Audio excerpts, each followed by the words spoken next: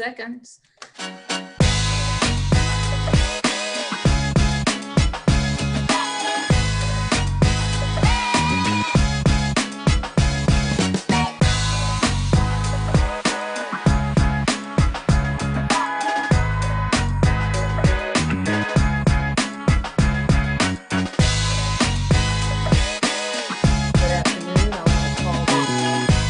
Special meeting of the Durham City Council to order. Now, Good afternoon. I want to call this special meeting of the Durham City Council to order at 3 o'clock on Wednesday, June the 24th. And want to welcome everyone who is viewing this meeting through any digital means. And we're glad to have you with us. Madam Clerk, will you please call the roll? Mayor Schul. Here. Mayor Pro Tem Johnson. Here. Councilmember Caballero. Here. Councilmember Freeman. Present. Councilmember Middleton. Here. And Councilmember Reese. Here. Thank you. Thank you very much, Madam Clerk. Colleagues, we have one ceremonial item, and we also have, at the end of our meeting, scheduled a supplemental item, a resolution on racism, a public health crisis. I'm going to move the supplemental item up to follow the ceremonial item because Ms. Wanda Boone is here, who's going to be making brief comments about the supplemental item, and I don't want her to have to wait through our entire meeting to do so. But first, we're going to start with the ceremonial items, and I'm going to turn the microphone over to Mayor Pro Tem Johnson. Thank you, Mr. Mayor. So I'm going to be reading a proclamation in celebration of LGBTQ Pride Month here in Durham, and then the director of our local LGBTQ Center, Jay Clapp, is going to accept the proclamation and make a few comments. Whereas the lesbian, gay, bisexual, transgender, queer communities of Durham are an integral part of the vibrant culture and fabric of our city, and whereas lesbian, gay, bisexual, transgender, queer, LGBTQ Pride Month is celebrated nationally each year in the month of June and commemorates the riots that took place at the Stonewall Inn in Manhattan the morning of June 28, 1969, often viewed as the birth of the modern LGBTQ rights movement. And whereas several major United States Supreme Court decisions impacting LGBTQ rights in a positive way have been announced in June, including Lawrence v. Texas, US v. Windsor, Oberfeld v. Hodges, and Pavin v. Smith, and of course a recent case that we published this too early to include, but the case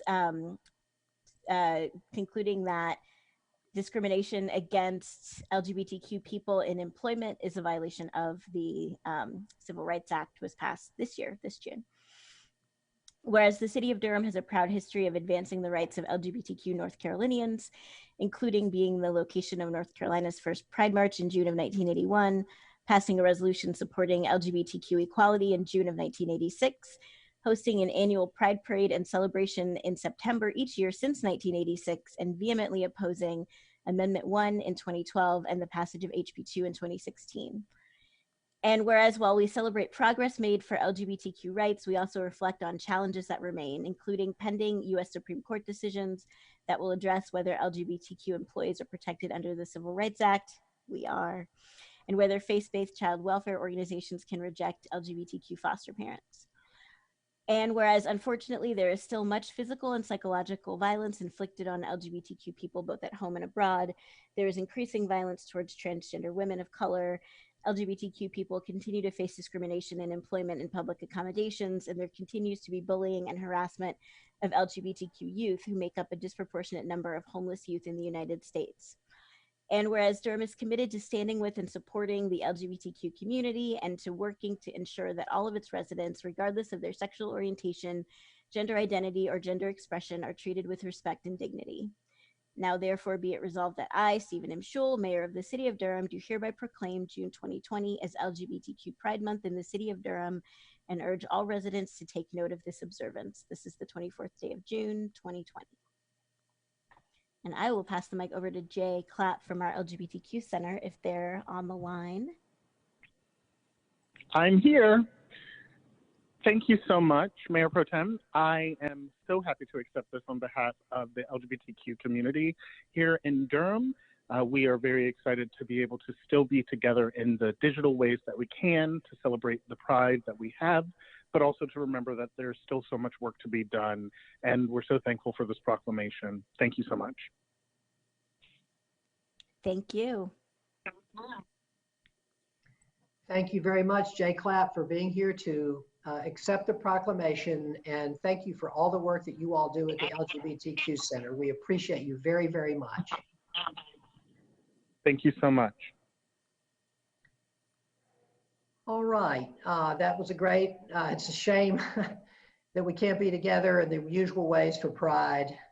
It's always such a fantastic celebration in Durham, but I'm really glad that we had the proclamation today. All right, we're going to now go to the last item on our agenda, which is the resolution. And I'm going to ask our clerk if she could unmute Ms. Wanda Boone, who I see as one of the attendees today. I'm going to read the resolution, and then I'm going to ask Ms. Boone if she would like to make some comments. Racism, a public health crisis. Whereas the American Association of Pediatrics calls racism a socially transmitted disease passed down through generations, leading to the inequities observed in our population today.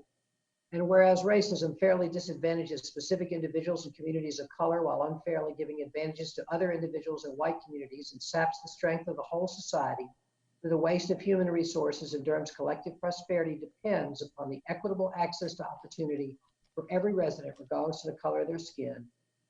And whereas historically white supremacy in the socioeconomic context refers to a system in which white people enjoy a structural advantage, privilege over other ethnic groups on both a collective and individual level. And whereas racism is a social system with multiple dimensions, individual racism that is internalized or interpersonal, systemic racism that is institutional or structural, and a system of structuring opportunity and assigning value based on the social interpretation of how one looks. And whereas racism causes persistent discrimination and disparate outcomes in many areas of life, including housing, education, employment, criminal justice, and an emerging body of research demonstrates that racism itself is a social determinant of health.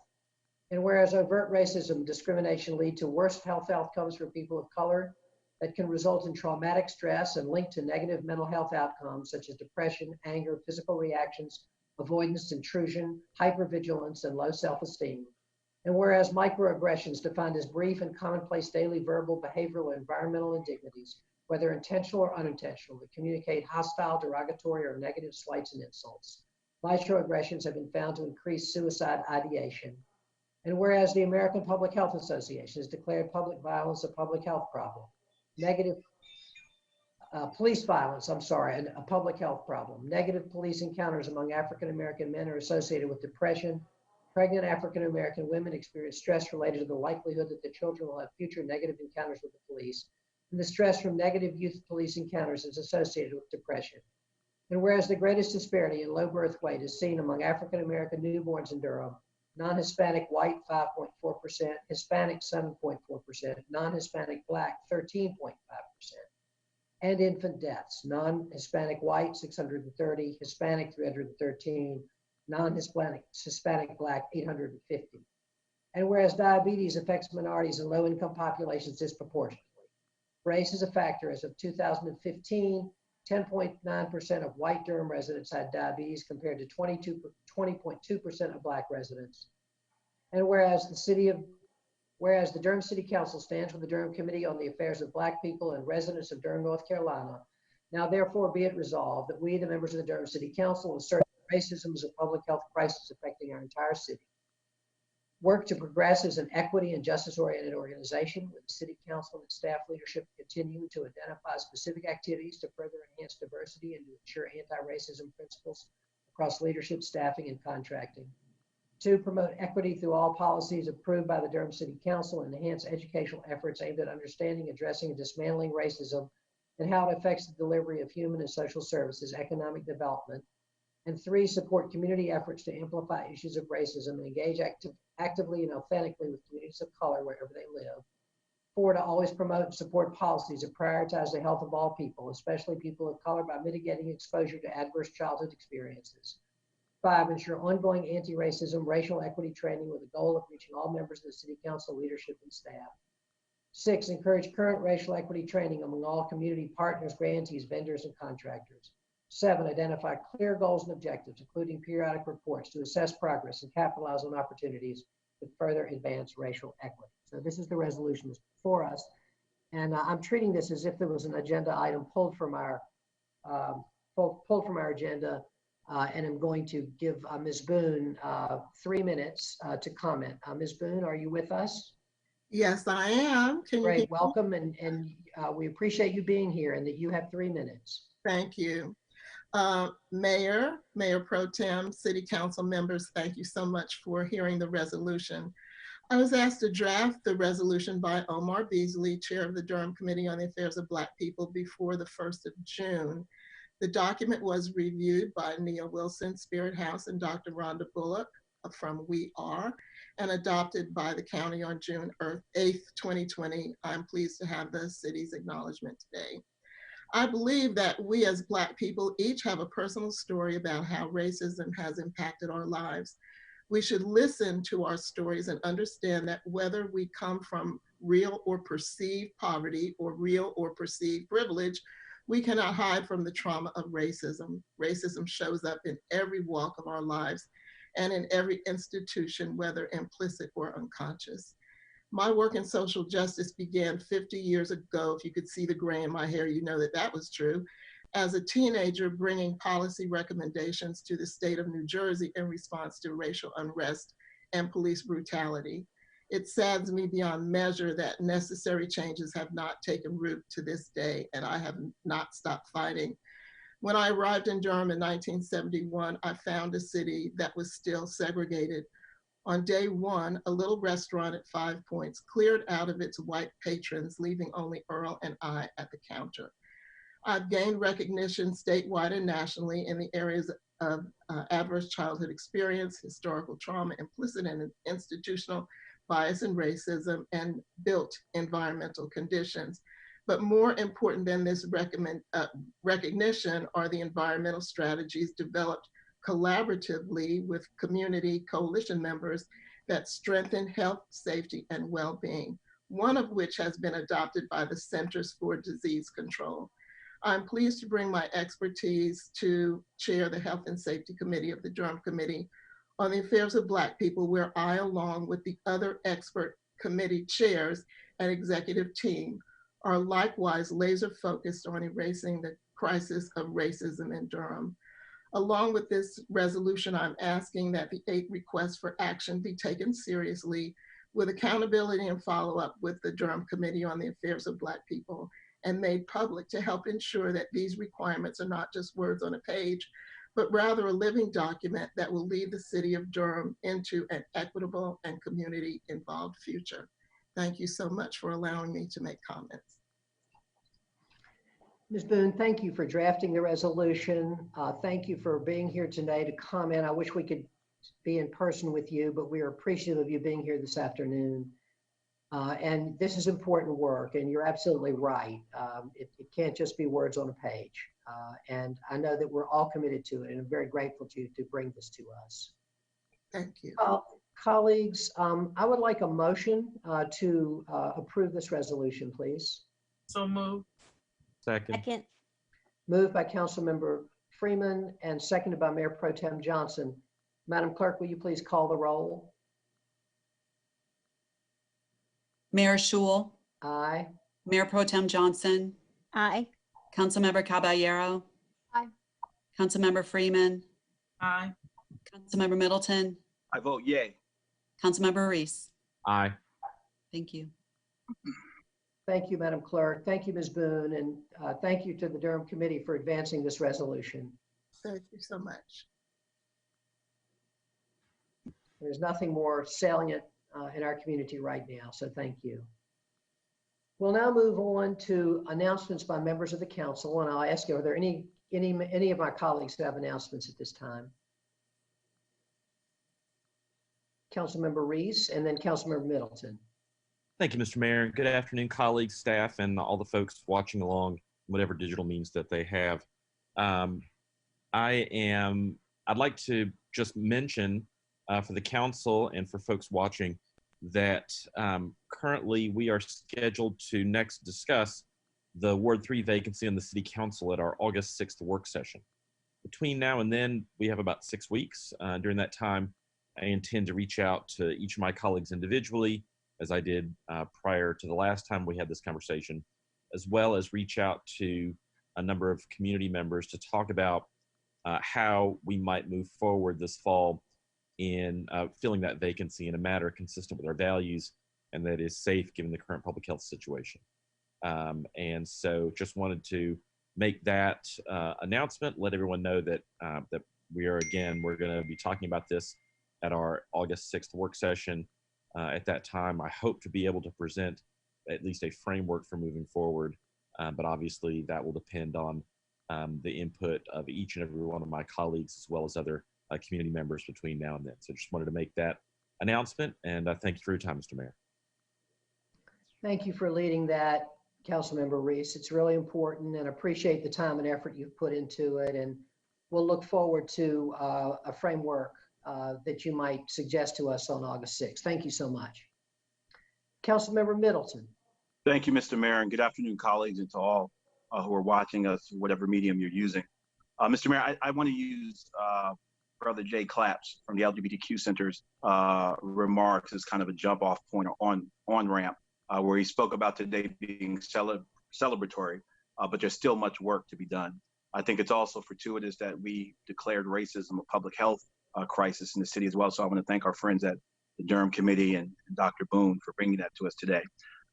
Because I believe there is more work to be done, and we are facing a significant crisis in our country. We're at an inflection point in our country. Mr. Mayor, last week I issued a statement, a set of proposals that I intend on instigating a debate in the city on and intend on reaching out to each of my colleagues in the coming weeks. I want to, for the record, state that each person on this council represents a significant swath of influence and a significant part of our population here in Durham, each and every one of us. Some of them overlap, some of them are distinct, but I want to recognize and honor the leadership that each of my colleagues provides for the city and each of the constituencies that they represent.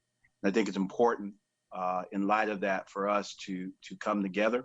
I believe to do something that could be transformative for our city. We didn't ask for this moment in history, but this moment in history has come knocking at our door.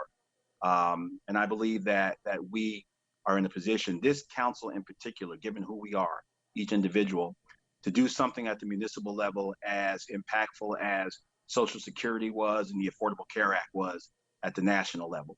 And that is to fundamentally transform the trajectory of this city from a budgetary point of view. I know at our last meeting, although it was a bit contentious and divided, we talked about setting aside $1 million to in part fund the Wellness Task Force and then in part the rest of it to fund whatever recommendations they come from. I feel pretty confident in saying that we know the changes that we need are going to be far more than $1 million in our city going forward. And that's not to usurp the work of the task force, but I believe that now is the time to start preparing our city and our staff for that fundamental change, for whatever the amount is going to take. I believe now is the time to begin talking about what that's going to look like in terms of our priority setting moving forward as a city, and start talking about where that money may come from now beyond that $1 million. And that's a discussion I believe is apart from any discussion the Wellness Task Force might have. There are some things that we know that we need now. We need to start thinking about having a more robust menu of response options for officers when they encounter folk that have a mental health crisis. We can start talking about that now. And I think we should start talking about it now as a city and as a council. So I intend to reach out to each and every council member to have conversations about what that might look like going forward. I'm offering no resolutions today, and I have no ordinances that are imminent, although I think at some point it will come to that. So I just want to go on record saying that I think this inflection point calls for us as a council to begin thinking about some fundamental revolutionary trajectory changing steps to deal with this crisis that we did not ask for, but history has come knocking. And I could not think of a better collection of people to answer the call at this moment than sit on this council, than those that sit on this council right now. So thank you, Mr. Mayor. I just wanted to go on record with that. I look forward to the upcoming days, upcoming months, upcoming years here in Durham. Thank you. God bless Durham. Black Lives Matter. Thank you very much, Council Member, and I'll look forward to those discussions as well. Council Member Reese. Can I just real quick ask Councilmember Middleton to send us a copy of that statement? That'd be great. Sure, I will. Thank you.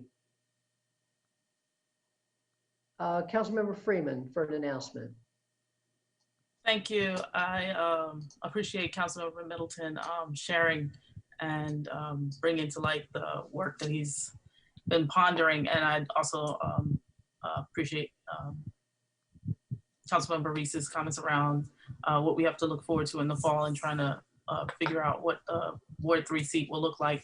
I just wanted to share that I had the opportunity to view and check out a new book by a former city council member who has post hominis published book for Cynthia with Love, which celebrates the life or the life, beauty, and moving reflections of Cynthia Brown regarding her battle with cancer. And I just wanted to make sure that folks knew that it was a way that it was being offered online through a limited option. And so I just want to make sure that folks are checking in and then reaching out to find the book. And I wanted to note, I will make the link available on the website or through our staff. And books are being published in copies proceeds are being forwarded to the Breast Cancer Action, to CARE Incorporated, to Cynthia Brown Social Justice Memorial Scholarship at Bennett College, and to Spirit House. I just felt like it was just a way to kind of center us in recognizing that this work is long and hard. And so she served in 1995 to 1999. And the work she was doing then is the same work we're doing today. And so I know that it's hard to think about how multi-generational or how many lifetimes of this work has happened, but there's lots of us who are in this, and I'm grateful to her for sharing just a piece of what her work was and the battle that she had with cancer. And that was all. Thank you. Thank you very much, Council Member. Yes, Cynthia Brown was a wonderful, wonderful, wonderful leader in Durham, and I appreciate you bringing that to us. Any more announcements? Hearing no more announcements, I'm going to now move to priority items and ask first, are there any priority items by the city manager? Thank you, Mr. Mayor. Members of council, good afternoon, everyone. Hope you're well. The city manager's office does not have any priority items, but I do want to, on behalf of the staff and the administration, extend our appreciation for your willingness to hold these extra sessions over the next couple of weeks to clear the backlog in these land use cases. So thank you for committing that extra time. And that's all I have. Thank you. Thank you, Mr. Manager. And I would say we're glad to do it.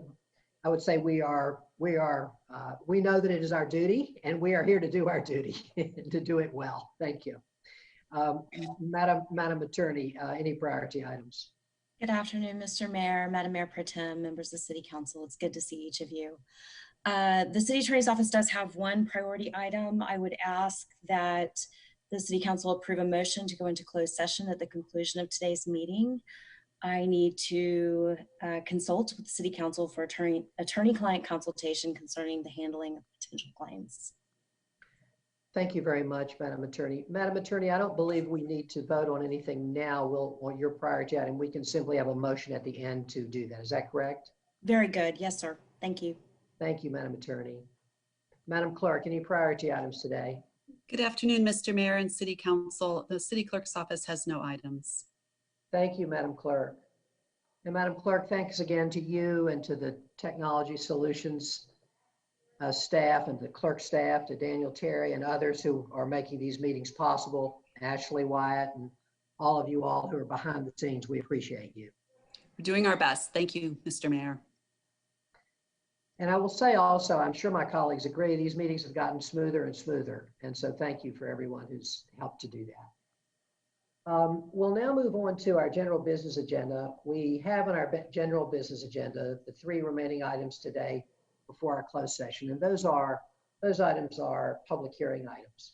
The first is item 41, Goodwin Crossing. I'm going to ask first from a report from staff.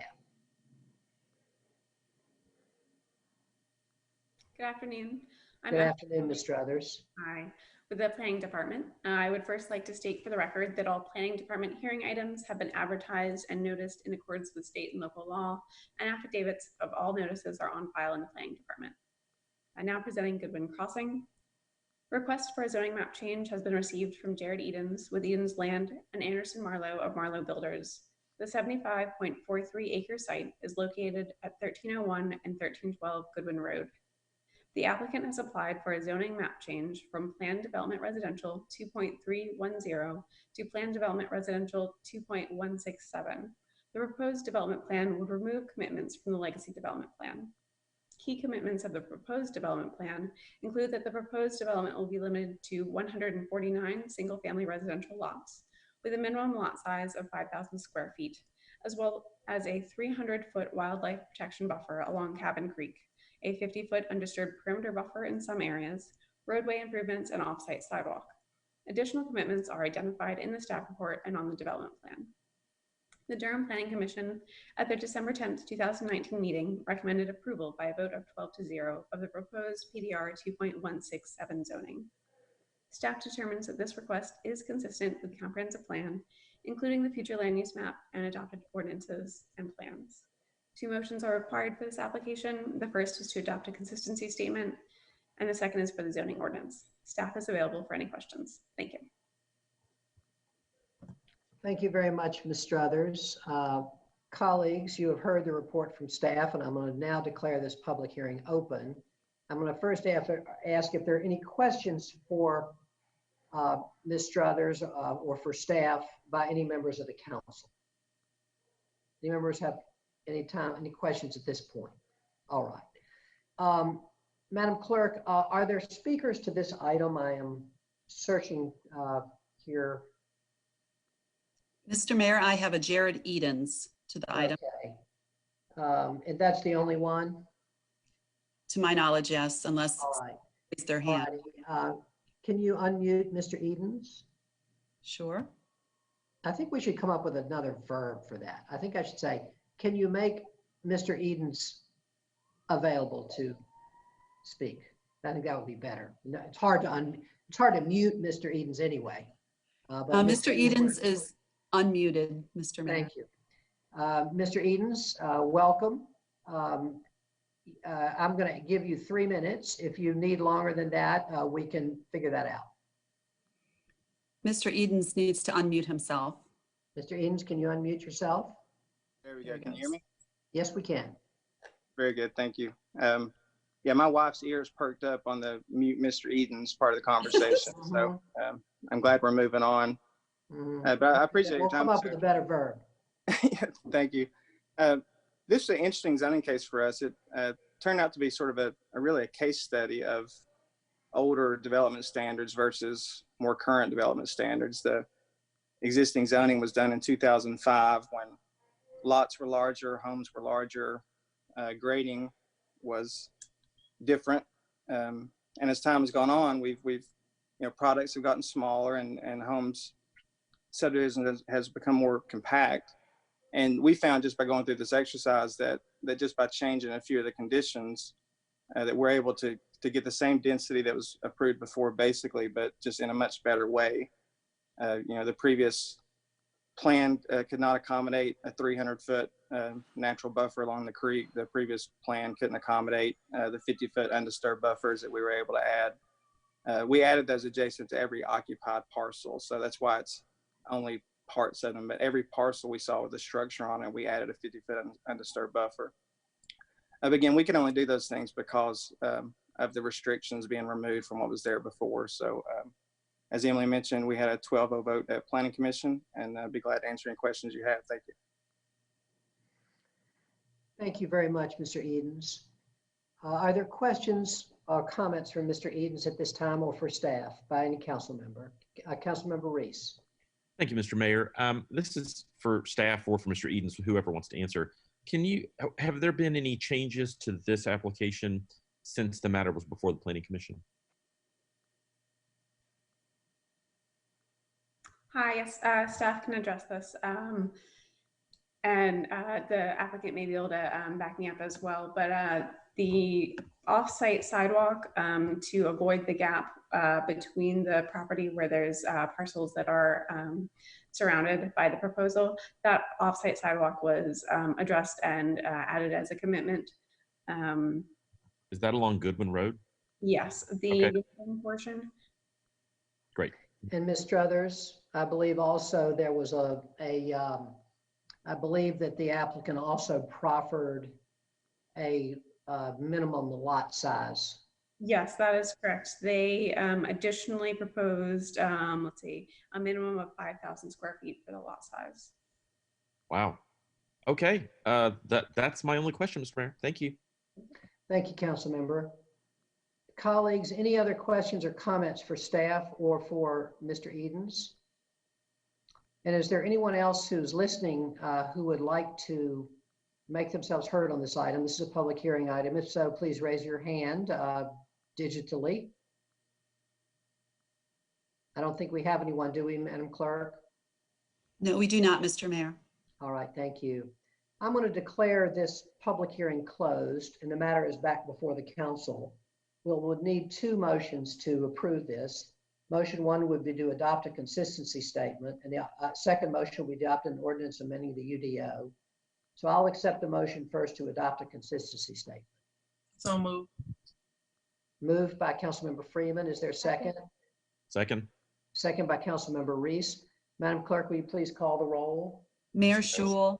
Aye. Mayor Pro Tem Johnson. Aye. Councilmember Caballero. Aye. Councilmember Freeman. Aye. Councilmember Middleton. I vote aye. Councilmember Reese. Aye. Thank you. Thank you, Madam Clerk. The ayes have it. The motion carries unanimously.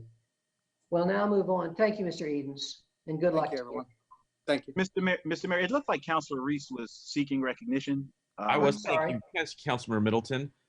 Before I make the second motion to adopt an ordinance amending the UDO as set forth. Oh, in the yeah, agenda, that problem. before I do that, Mr. Mayor, Mhm. I would like to have about 15 seconds to say, or maybe 20, that I obviously intend to support this measure.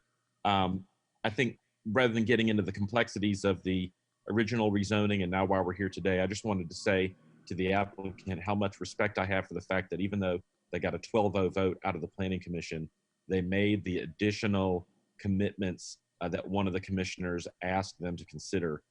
That's pretty awesome. And I just want to say thank you for that. Thank you, Councilmember Reese, and thank you for reminding me we needed a second motion that you would like to make. I'd like to move to adopt the ordinance amending the UDO as set forth in the agenda. Is there a second? And seconded by Councilmember Freeman. Before we vote, I want to ask if you all think I make more parliamentary mistakes digitally than I do when we're in person. No, not at all, Mr. Mayor. About the same. We can take a vote on that later. They seem about the same to me, sir. But let me just tell you that I'm grateful for your corrections. I really am. And please keep me on track. Thank you.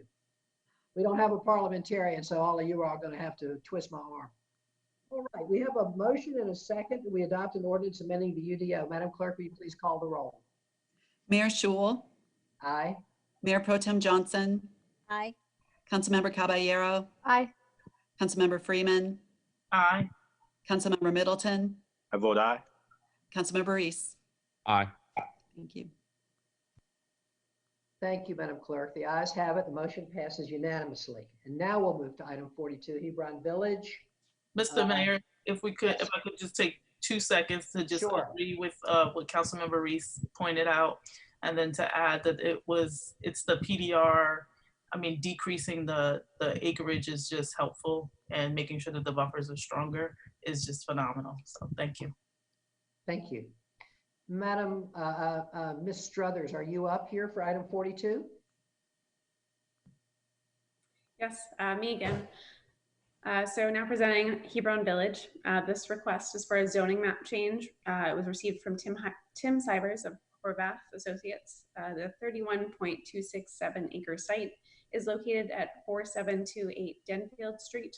The applicant has applied for a zoning map change from residential suburban 20 and residential suburban 10 to planned development residential 5.117.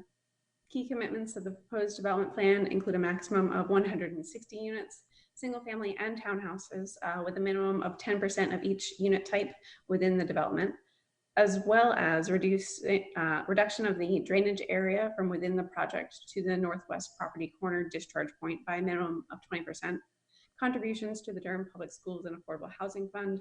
Additional commitments are identified in the staff report and on the development plan. Staff has also vetted additional proposed proffers that the applicant may be presenting tonight. The Durham Planning Commission at their November 12th, 2019 meeting recommended denial by a vote of 0 to 13 of the proposed PDR 5.117 zoning.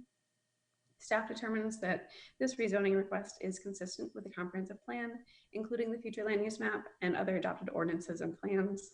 2 motions are required for this application. The first is to adopt a consistency statement, and the second is for the zoning ordinance, and staff is available for any questions. Thank you. Thank you, Ms. Struthers.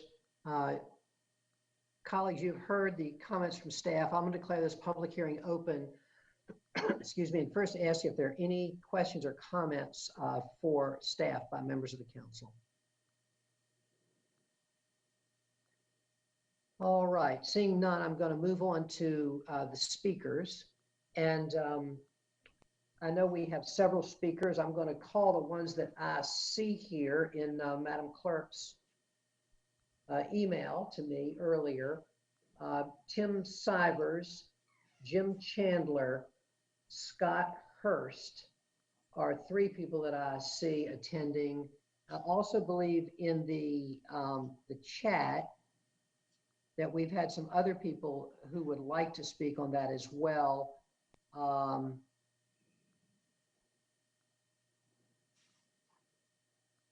And that includes Angela Reddick, I believe. Yes, Angela Reddick. And there may be others. And I believe Yolanda Williams also, it appears to me. Madam Clerk, does that seem right to you? That is correct, Mr. Mayor. And I'm not sure about India Rounds, but perhaps Ms. Rounds or India Rounds is also here for that item.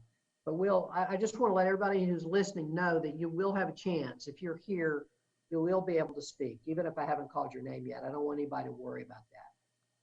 So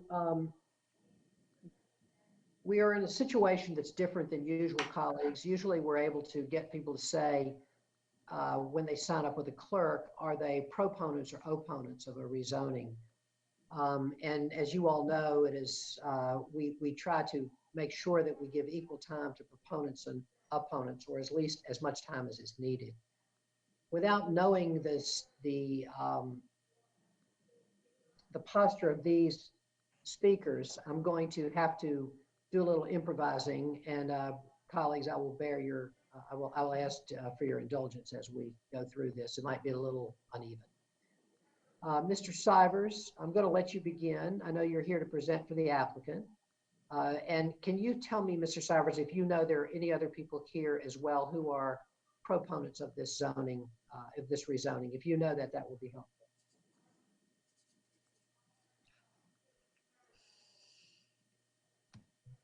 Is Mr. Sivers able to speak? I've unmuted him. He needs to unmute himself. There you go. Mr. Sivers, could you unmute yourself, please? Yes, I believe I'm available to hear me now. Is that correct? Yes, sir. Thank you. There we go. Before you get going, do you know if there are any of these other speakers who are proponents of the of this rezoning? So Jim Chandler and myself are both part of the application. I believe there is one other proponent of the recognized name, Scott Hurst, I believe. He is a neighbor. Other than that, I don't recognize the other names. Okay, thank you. Thanks, that was helpful, Mr. Sivers. Yes, sir. Mr. Sivers, I'm going to give you and the other proponents 10 minutes, and then I'll give 10 minutes total to the opponents, and then we will see how it goes from there. Okay? That's fine. Thank you, sir. Yeah, welcome, and we're glad to have you. Go ahead. Thank you. Thank you out to Emily and all the staff members for all the work they've done on this project. Also to all the council members, as was mentioned earlier, about the additional meetings you guys are scheduled. I really appreciate the additional effort that's been put forth. This project in front of you this afternoon is a rezoning. The proposed rezoning is from RS10 and RS20 to a PDR of 5.117. The project area is just over 31 acres. The current future land use plan does allow for 4 to 8 units per acre, and our density will allow a maximum of 160 townhome and single family units. Even though a builder is not currently involved with this project at this time, based on the broker's professional opinion, who will speak here shortly, and comps in the area, we anticipate the price of the townhomes to start around 180 to 190,000, and the price of the single families will anticipate to begin around the low 200s. Our site is located within about a mile of a grocery store and a little over a mile to the city park. We did hold a voluntary neighborhood meeting where 2 primary concerns were raised. The 2 concerns were access point into the existing subdivision, as well as landscape buffers between the proposed area, project area, and the existing residential to the north and to the east. The existing neighborhood didn't want the connection. However, it is a street stub. So this afternoon, as Emily mentioned, I'll be providing a commitment to include a traffic calming device at that access point.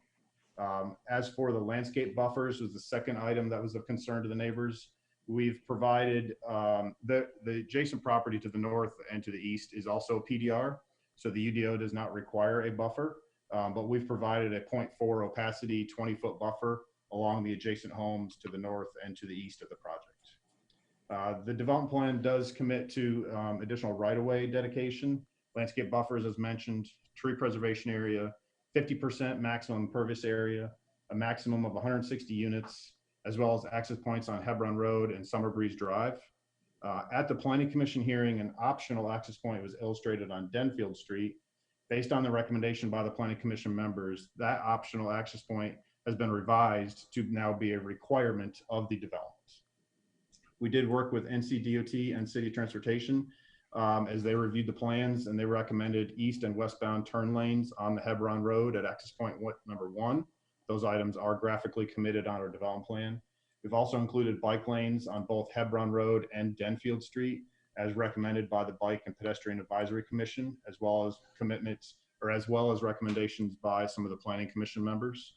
Planning Commission did recommend denial of this project, but after we reviewed their input and have incorporated many of the items they suggested, I do believe this project is much stronger in front of you today. I do appreciate all the input and comments that were provided by not only the Planning Commission members, but also the neighbors. During the Planning Commission hearing, we did have one neighbor that spoke up that lives to the northwest of the project area about flooding concerns on their property. So tonight this afternoon, we'll be including additional stormwater comments on this project as well for that. So a summary of a few comments that are included on your development plan packet that were added after the Planning Commission hearing. So these, again, are part of the packet that's in front of you this afternoon. Number 1 was that we will have a commitment to at least 10% of each unit type, single family and townhouse. Number 2, as I mentioned earlier, the additional widening of 5 foot of asphalt for bike lanes on both Denfield and Hebron.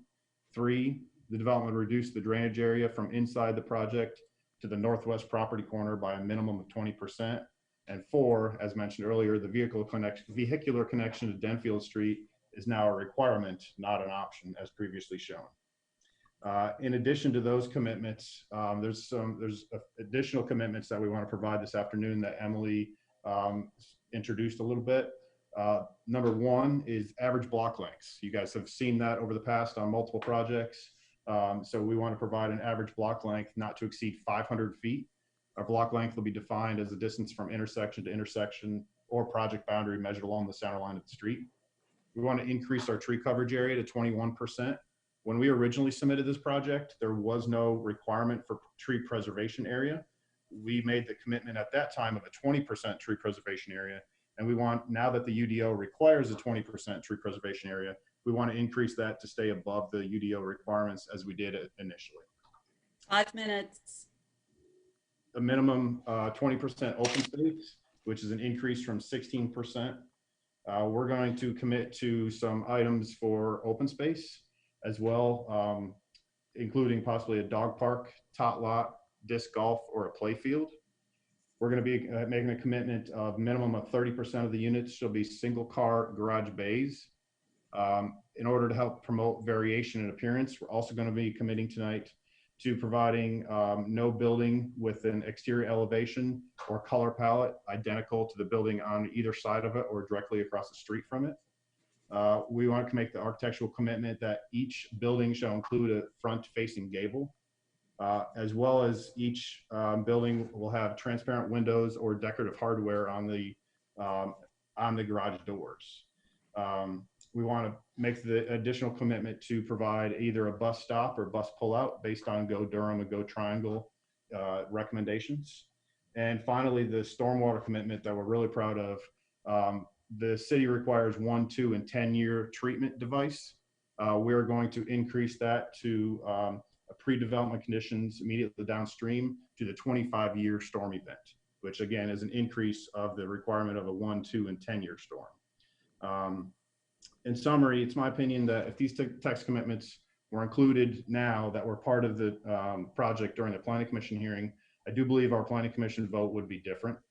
Since the Planning Commission, we've added 15 text commitments, which is quite a few. 15 text and graphic commitments, including the access point to provide better circulation, traffic calming device, variety of unit types, maximum block lengths, bus stop, increased our tree preservation and open space, provided programming for that open space, multiple architectural design commitments, as well as more stringent stormwater commitments for all of our downstream parcels. These comments are in direct response to the concerns identified by both Planning Commission members as well as the neighbors. I do ask that you vote in favor of the rezoning tonight to approve this proposed development of 5.117 units per acre that is within the city's current future land use designation for the area. If you have any questions, I'm available. Thank you. Thank you very much, Mr. Sivers.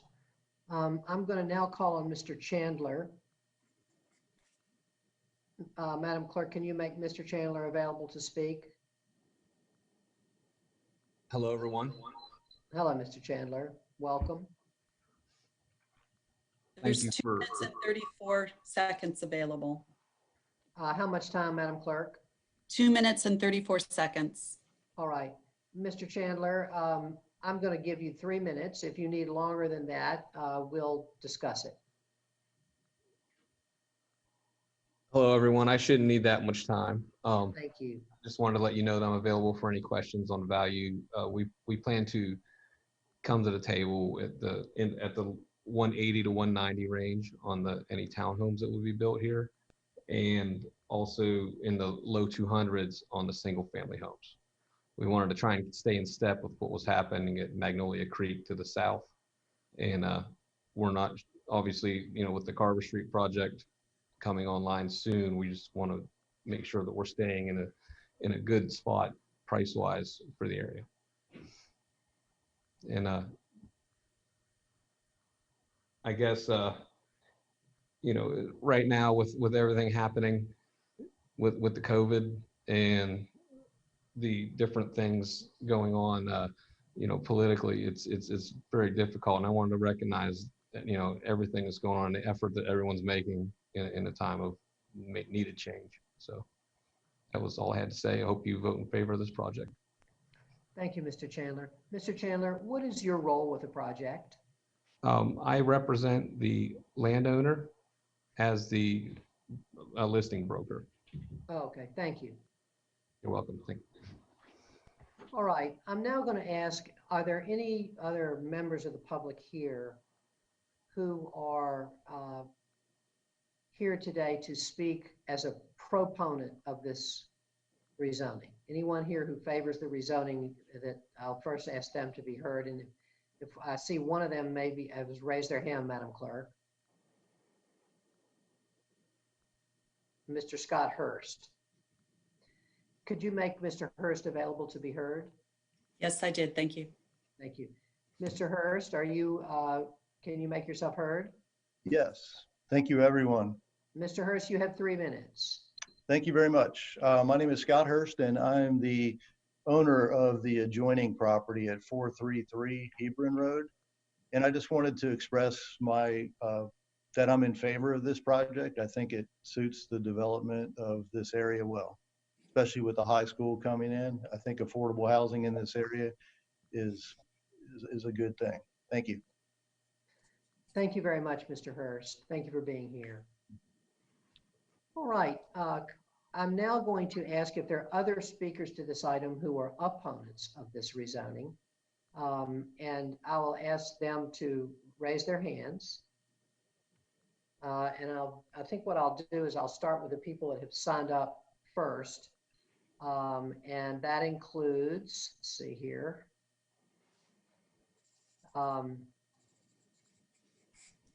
I see the one person I see whose hand is raised is Angela Reddick, but I know there are other people that I have on my list. Just give me 1 second and let me look at the clerk's email.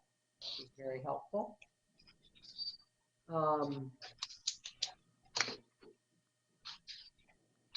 So first I have India Rounds. Is India Rounds here? And would India Rounds like to be heard?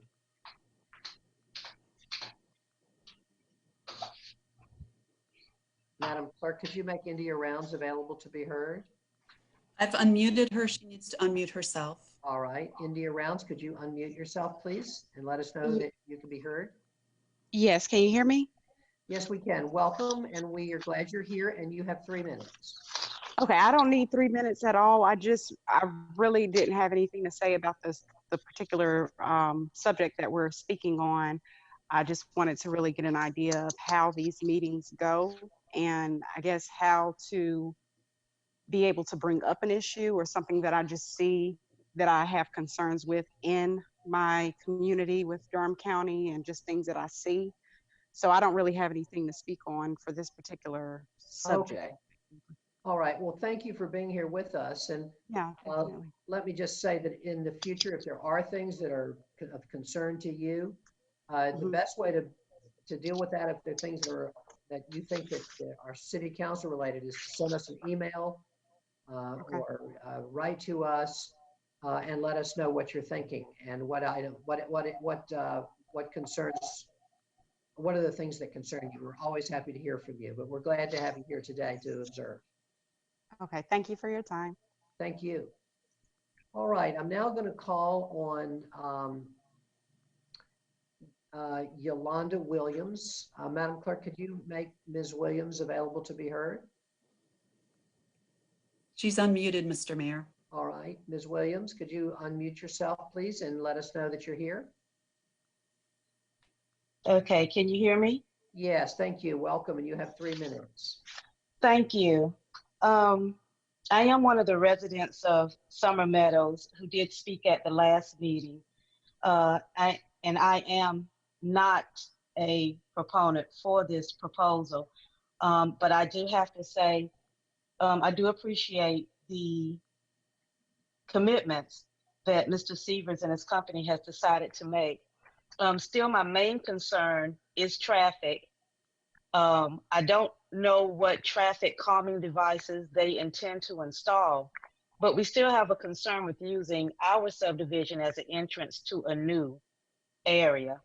At the beginning, the entrance of our subdivision is where the children wait for the school bus. I have a concern for increased traffic in that area coming through when the school buses are coming through. And also while the children are standing out there. Right now, it's just our subdivision traffic. We increase that. I just see dangers in that happening, considering not only do we have Magnolia Point across the street, but we also have another large subdivision that's mixed family, also continuously being in, they're still being built.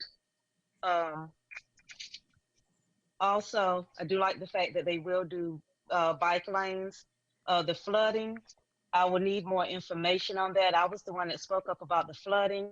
We have a neighbor at that dead end. She has since moved, but she used her own money to haul bricks, rocks to prevent flooding. So I don't know what will happen once that land is flattened or another entrance is put there in order to put up more housing. Will the flooding get worse? Her actual home was flooding before she had the stones hauled in addition to our backyards flooding. That's all I have. Ms. Williams, thank you so much. We appreciate you being here. You've raised important questions, and at the appropriate time, after we hear from the other speakers, I'm going to ask Mr. Sivers and possibly Ms. Struthers to address some of those issues. So thank you so much for being here. Okay, I'm next going to call on Angela Reddick. And Madam Clerk, could you make Angela Reddick available to be heard? Mrs. Reddick is unmuted. Can you hear me? Yes, we can, Ms. Reddick. We're glad you're here. And can you have 3 minutes? Okay, I just wanted stated that when we purchased our homes in our housing development, this new development they're trying to put in on Hebron Drive, it would be in my backyard. And already we're kind of congested, and we have, and it wasn't, part of the plan. And they had assured us, that nothing else would be built over here. And it shouldn't be about making money, but about safety. And my neighbors and different ones, both neighbors on each side of me and different ones have already had car accidents just with the traffic that comes off Hebron onto Denfield. And now they're talking about putting 160 units and all these other people congesting the area even more with more traffic. And they haven't ever put a light or anything out here for us. And it's already dangerous. And like I do a lot of walking and things too. It is very dangerous. And I've been ran off the road myself coming up Denfield, right there with Hebron at. And those will be the two main areas, Hebron and Denfield, where the traffic is gonna be. And it's just too much. And this area is already too congested. It shouldn't be about making money, but about safety. And then with my backyard, with this development, I already can imagine people trying to cut across my backyard and different things and no privacy at all. And I would have never built here in the first place. And I built my home from the ground 13 years ago. I would have never built here if I would have knew it was gonna get congested and this area would be done like this. And so I pray that you deny this project. Ms. Reddick, thank you for being here, and we appreciate your comments, and we'll make sure that they get addressed. We'll make sure that we hear from the developer and staff around these issues. Thank you. I'll next call on Charles Barnes. Madam Clerk, could you make Mr. Barnes available to speak? Mr. Barnes is unmuted. Mr. Barnes, can you make yourself heard? Yes, Mr. Mayor, this is Mr. Barnes speaking. Thank you for being here, Mr. Barnes. We appreciate it, and you have 3 minutes also. Thank you, Mr. Mayor and council members. I live in the Summer Meadows division that's just north of the project. And already, as some of the neighbors already expressed concerns of the traffic common area at Denfield and Hebron. For those of us that's been living in this area already I've been over here since 2006. And all of the recent developments to include the Magnolia, it is really getting congested. And I've already seen that the developers have started to clear property on the Denfield area already. So are they ready, and are you guys going ahead and moving forward, or is this something that the city has required? And then my second question is, as far as the city and county zoning, with the high school coming into play, is the Summer Meadows division going to fall into the city city limits now? Because we were in the county at first, and like the lady that just spoke, they said that they weren't going to do any more development in this area. Yet we've seen townhomes and more housing developments. And now you got 160 units coming in, townhome and single units coming in as well. So it's quite a bit of development going on in the last 5 years. So, I mean, you know, are we the only area for building? I mean, so, and then the last question is taxes. I mean, how many of these units are producing taxes? Because, you know, if there's a concern for us that already stand here that do pay taxes, I mean, how is it going to affect in the area? The taxes going up? You know, these are questions I don't know if have they been addressed and answered. I appreciate the developer addressing the concerns and throwing in the commitments and everything.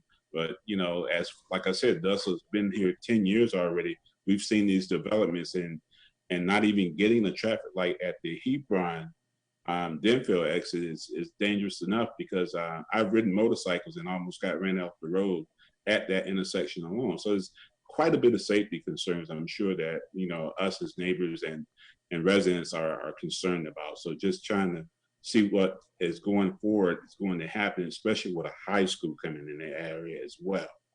So I'm hoping that the city will keep all the residents duly informed as to how you plan on addressing all of these issues, because I haven't seen where people are against growth. It's just how much growth and how fast. Mr. Barnes, thank you. I appreciate your concerns. And again, we'll be discussing these in a minute with our staff and so forth. But thank you very much for being here today. Thank you. Madam Clerk, do we see anyone else who would like to speak on this item? I'm looking at the attendees, and I don't believe we have anyone else. Mr. Mayor, we do not. All right, thank you so much, Madam Clerk. All right, I'm going to first now ask Mr. Sivers. Mr. Sivers, I'm going to ask you to begin. Actually, I'm not. I'm first going to turn to Mr. Judge. Is Mr. Judge here? Yes, I see he is. Mr. Judge, you heard the concerns of residents about traffic in this area. We know that the high school is eventually coming here, especially at Denfield and Hebron. Can you comment on the traffic in this area, especially as related to this particular development? Yes, so Bill Judge, City of Durham Transportation Department. As you know, the traffic impact analysis was not required for this development, so they did not specifically look at the traffic impacts at that intersection, but the long-range plan does show a slight realignment of Hebron Road through this development, which they are providing the right-of-way for, to relocate that intersection to a better location where there would be better sight distance away from that curve. In the road, there's a bit of a horizontal curve, but then long-term also would be extending Hebron on our comprehensive transportation plan. There's a plan to extend Hebron directly over to Roxborough, just south of the proposed high school site. We'll go along the southern boundary of the proposed high school site, the extension of the road. And that primarily is intended to, we have a number of complaints about cut through traffic and speeding traffic, particularly on Monk Road, from traffic that's basically coming in and out of, coming from Hebron, heading down Denfield, Monk to Roxborough. So that's intended to help relieve some of that connectivity, particularly for residents in the eastern part that are trying to get north on North Roxborough to some of the retail and other amenities in that area. Could you comment on when that the change in the realignment of Hebron is expected? Is that along with the high school construction, or do you have an anticipated time? It is not funded at this point, so we don't have a timeline.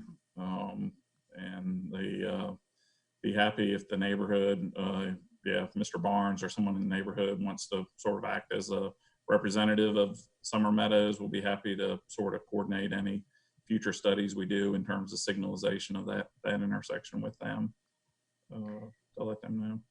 And the signalization, and you heard people talk about the desire for a stoplight at Denfield and Hebron? Correct. And is when you say is that the signalization that you said you'd like to talk to the neighborhood about? Yes, we'd be happy to take a look at that. I suspect it's probably not going to be warranted under the current conditions, particularly because Denfield just goes to the quarry there. There's not going to be a lot of traffic to and from the north of that intersection. But so it's probably not going to meet the requirements for signalization at this time, but we have not recently looked at that. So I think we'd be happy if, upon request of the neighbors to take a look at that in the future here in the next few weeks. Once traffic patterns resume, we can't do it right now due to COVID, but once traffic patterns resume and stay-at-home orders are lifted, we can examine that. Thank you very much, Mr. Judge. All right, I have some other questions. I guess one other thing I'll just clarify, and then I'll ask my colleagues to ask questions or comment.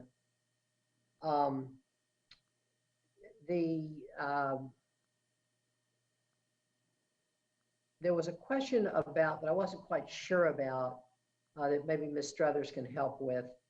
Mr. Barnes asked about I believe his neighborhood is not in the city at this time. And he was asking about annexation. If I am understanding, is it correct, Ms. Struthers, that neighborhood is not in the city at this time? Summer Hills, I believe it's called.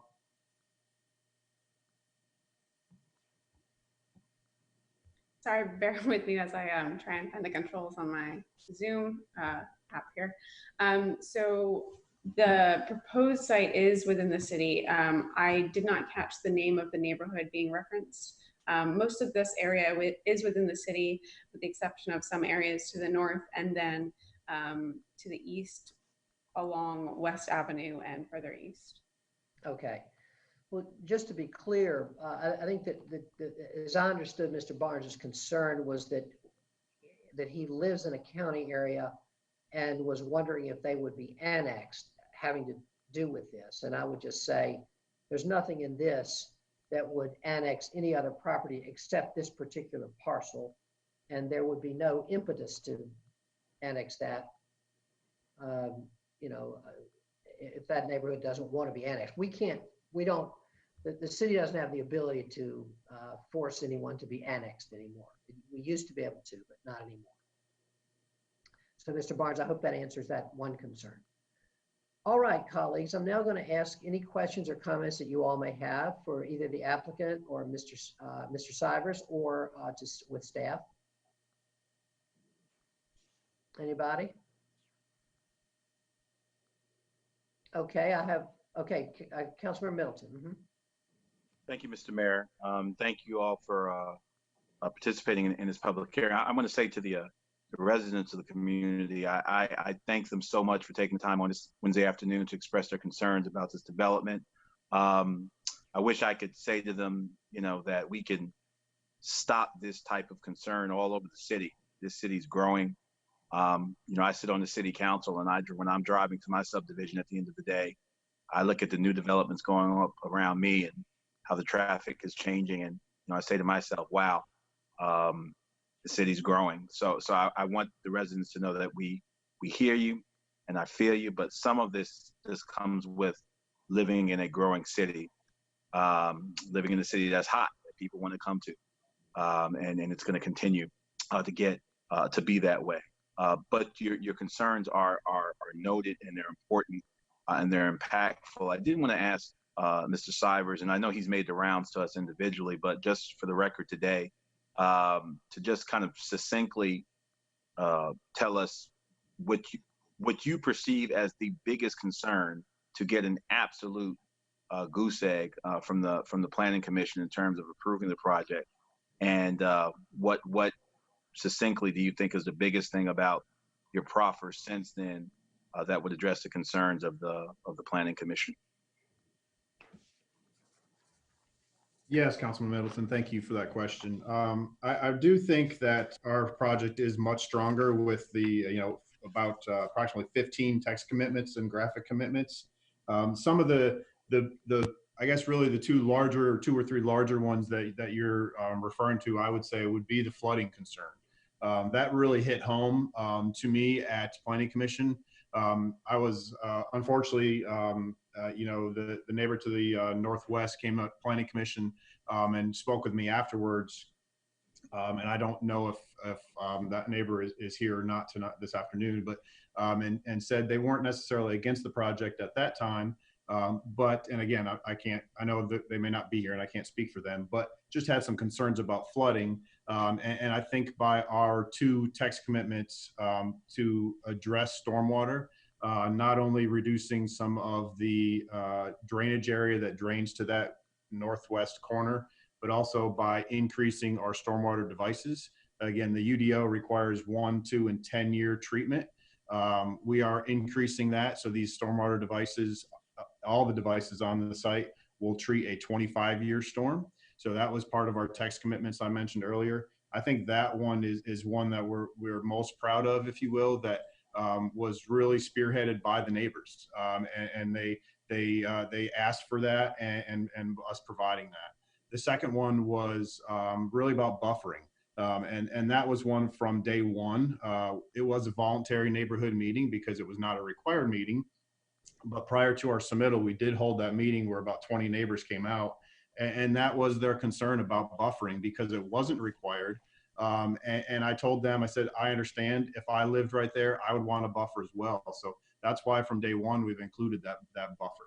So I think those are probably the big key items. But most importantly, the biggest probably since Planning Commission would be the flooding issues that were brought up at Planning Commission, as well as some of the traffic concerns and adding that traffic calming device into that existing subdivision to the west to help minimize that traffic. So the intent of trying to add that traffic calming device is that the residents of this potential subdivision would use the access out onto Hebron, and now that the access to Denfield is required, they would use those access points as opposed to trying to gut through the existing neighborhood. That's helpful, thank you. And the fact that this particular project did not cross the threshold that requires a traffic impact analysis kind of left me depending more on I don't want to say anecdotal, but the concerns of when neighbors raise concerns about traffic, which is something we hear in just about any time any development comes. And without the TIA, it becomes a bit more art than science, trying to figure out, what the impacts really are and how that should inform the vote. I will say I'm inclined to support this project. One, because I'm convinced that at some point this land is going to be developed, if not now, at some point. And I have to say that the price points that you've said today are becoming far more elusive for projects in Durham that aren't dubbed affordable housing projects. I think you said townhomes in 180s and single homes in the low 200s. I don't think those will be the same prices when if this land is developed. It's only going to go up from here later than sooner. So I'm curious. I'm still listening. I'm curious to see what other inquiries my colleagues have, but I am inclined to support the project. I'm impressed by the moves you made subsequent to the Planning Commission's vote.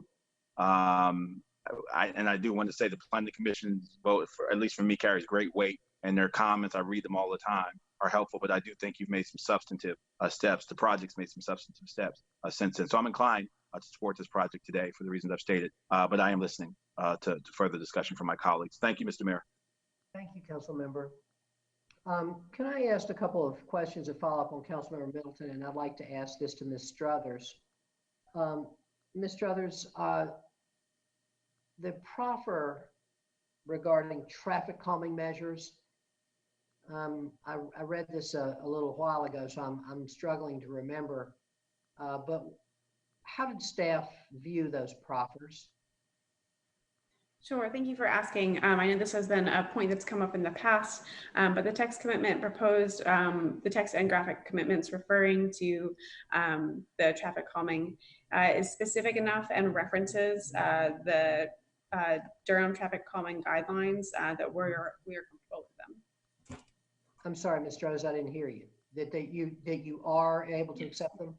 We are Okay. comfortable with them. All right, maybe I misremembered. I thought that there was some comment having to do with staff's response to the BPAC comments, but maybe they've been made more specific since then. Yes, they've been made more specific since that comment. Okay, and they are in line with Durham's traffic calming policies? Yes, they've been vetted by transportation.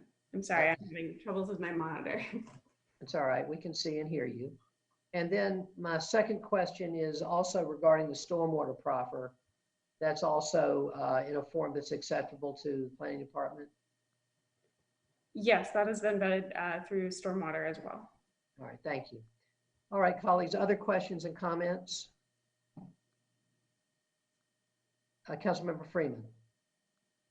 Thank you. I wanted to know, I just wanted the developer to note, or I'm sorry, the property owner to note what they meant by buffers and what that would include. Mr. Cybers, can you talk about the buffers, please? Yes, now that I'm unmuted, I'd be happy to do that. So we've added the buffers along the back of the residences. It's a 0.4 opacity, 20-foot minimum. The option there is to do a natural buffer as well. The 0.4 opacity based on the UDO requires a mixture of evergreen and deciduous shrubs, evergreen and deciduous understory, as well as canopy trees when it's planted to provide that screening of at least 40% of that view. That will be located at the back of all the residences that are either, our project is either behind or adjacent to. Does that answer your question? It does, and I really wanted to make sure it was clear for folks that were listening. I know I heard a few comments around, you know, having a development in your backyard and not knowing what that buffer, what you mean by buffer is often not clear. And I also wanted to touch back on the price points. I know that the listing agent is noting the price points without a builder in mind. Can you explain how you're doing that? Would you like me to take that or Mr. Chandler to answer that question? Either one is fine. Okay, I can answer that question. So the broker and I, Mr. Chandler and I, we've looked at the comps in the area along the subdivision to the north and to the east that have single family and a few townhomes as well to make sure they're comparable for that. One of the neighbors mentioned about concerns about tax increase as well. So we want to make sure that it's comparable in the area. And not only that, just with our expertise of the value of land in the area and what the products are selling for, that's where those numbers are based from. Thank you. And I just wanted to note the 25-year device that you're talking about. Can you, well, this is more a question for staff. So just noting that because there's flooding in the area already, the 25-year device would be helpful in preventing the flooding on the side of the new development. But what do we have on the side of the city to help in that area to make sure to mitigate the flooding, or what plans do we have in place that are moving forward to mitigate the flooding that's already occurring? Hi, I would like to introduce Brajesh. He's with Stormwater and able to better answer those questions than I can. I believe he's available. Good afternoon, everybody. Can everybody hear me? Yes. Okay. So my name is Brajesh Tiwari. I'm from City of Durham Stormwater Review Group. So I would like to make a comment on the City of Durham requirement on the stormwater requirement on this particular project. It seems that like the applicant has mentioned two text offering, that one on the northwest side, reducing drainage area by 20%, and also providing 25% detention, 25-year storm detention. But our reference guide for development states that if there is a downstream flooding situation, we will be requiring up to 100-year storm water detention. So I just want to make sure that like applicants understand that because we haven't seen any development plan or any stormwater analysis on this project yet. But given that the neighbors has make complaints about the downstream flooding condition, we will be requiring up to 100-year storm detention during site plan stage. And that will be done at the site plan stage, Mr. Tawari? Yes, sir. So what I think you're saying, if I understand you, is that in answer to Councilmember Freeman's question, that the city will have an additional, or could have an additional requirement of handling up to the 100-year flooding. Yes. Yes, sir. And that you are able to require that of the developer at site. Yes. Is that correct? Yes, that's true. And this requirement is stated in our reference guide for development as well. And Mr. Cybers, you understand that? Yes, sir. And we wanted to show that we were absolutely committing to going over the minimum requirement, but we understand the additional could be included at the time of site plan. Yes, sir. All right, thank you. Thank you. I just wanted to make it clear that because of how hard it is to make that decision or to make those adjustments based on the decision now, based on a site plan that'll come later to staff, and whether or not it moves forward in a way that is beneficial to the community, being that they have no input on that side, I would be voting no on this case. Thank you. Thank you. Council members, any other questions or comments? I have a couple of other questions.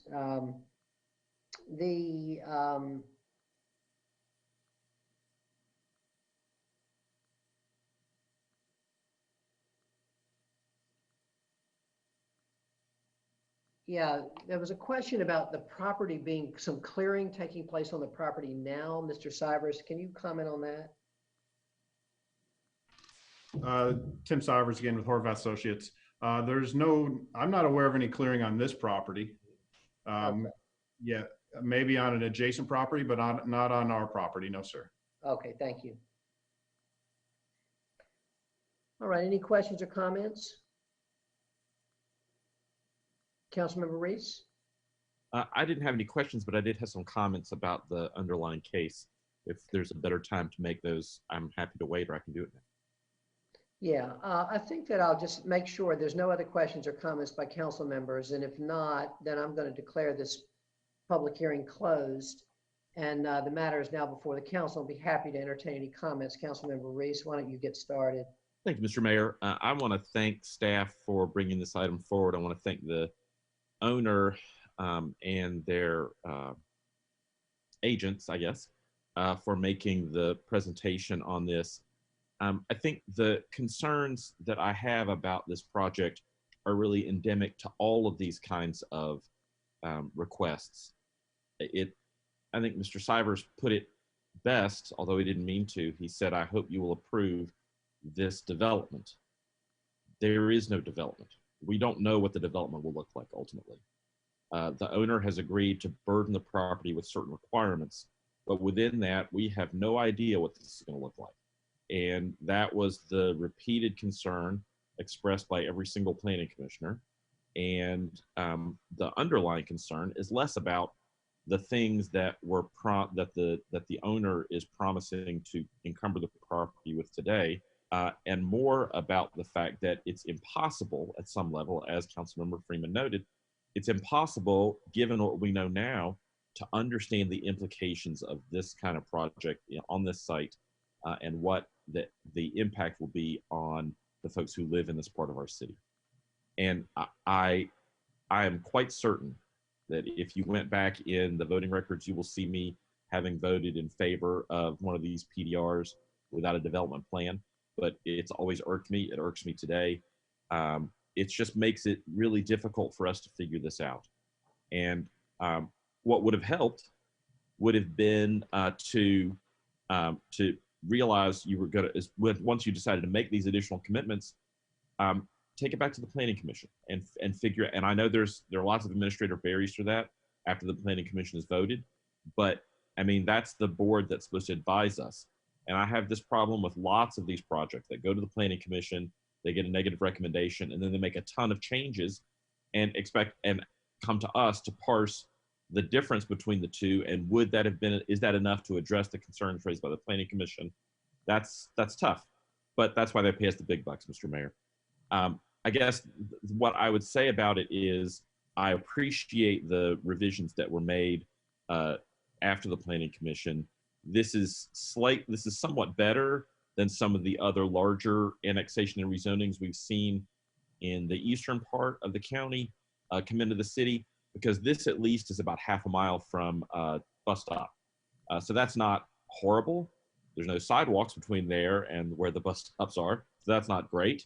And the bike lanes are very helpful, but not helpful to getting over to where that transit line is. And so essentially we're being asked to approve, in many ways sight unseen, a number of houses that can realistically only be serviced by, or owned and lived in by, people who have cars. And I have become, in my time on the council, increasingly wary of that kind of development. I find myself even warier under these conditions, where you've got a PDR request without any planned development. So that is a problem for me. And so I plan to vote against the measure. Thank you, Mr. Mayor. Thank you, Council Member. Other comments? Mayor Pro Tem? Thank you, Mr. Mayor. Just wanted to comment that I recognize the many concerns that have been brought up by the Planning Commission. I appreciate the developers' changes that they've brought to this proposal in that time. For me, the affordable housing crisis in our city is always at the top of my mind, and these homes are as affordable as I think we see on the private market. Under $200,000 is unusual, and I, in spite of other concerns that have been brought up, my priority is going to have to be with providing those affordable homes in an area of the community that that desperately needs them, and so I'll be supporting the rezoning. Thanks. Thank you, Council Member. Council Member Caballero. Thank you.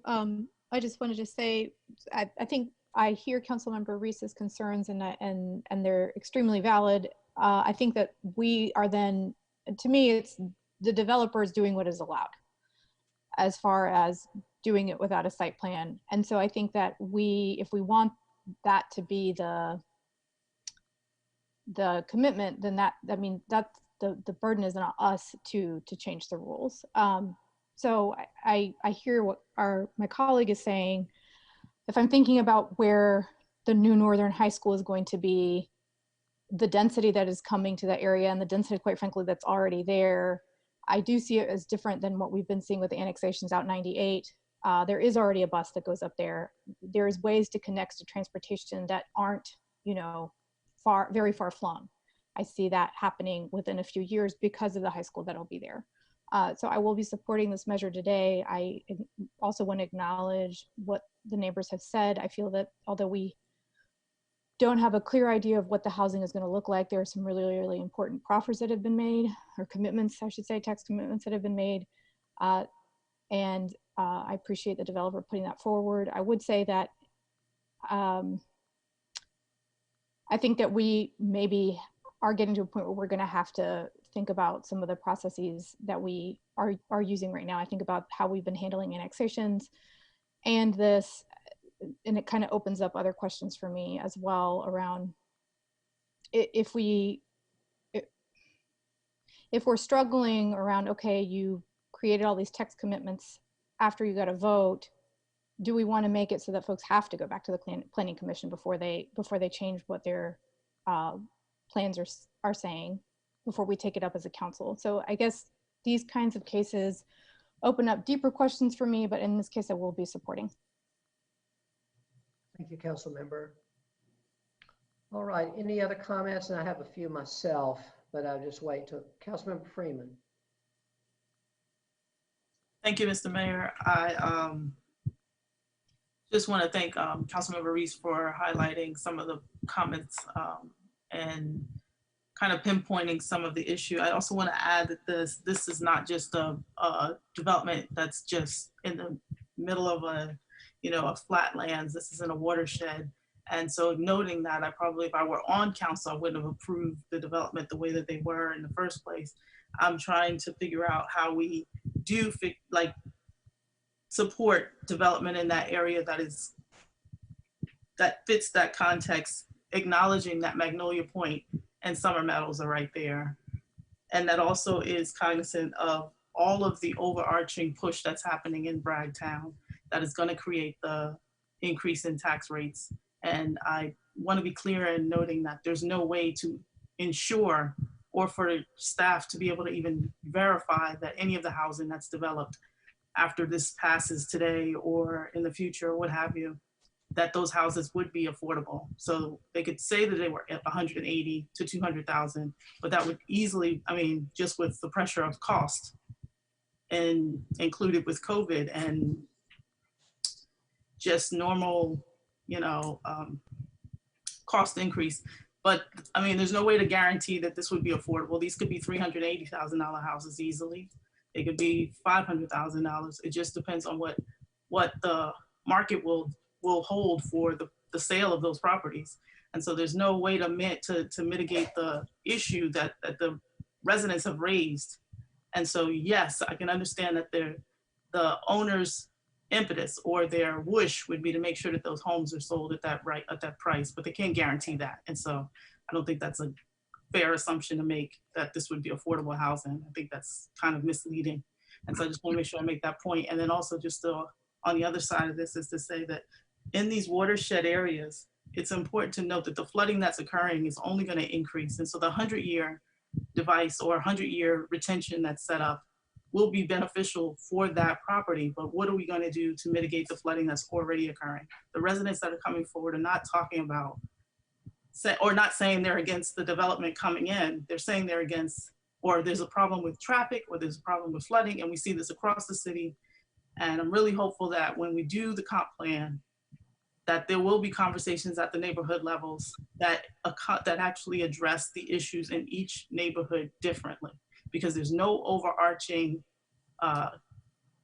form that's going to work for every neighborhood, especially with the differences in land and topography. Thank you. Thank you, Councilmember. Councilmember Middleton and then Councilmember Reese.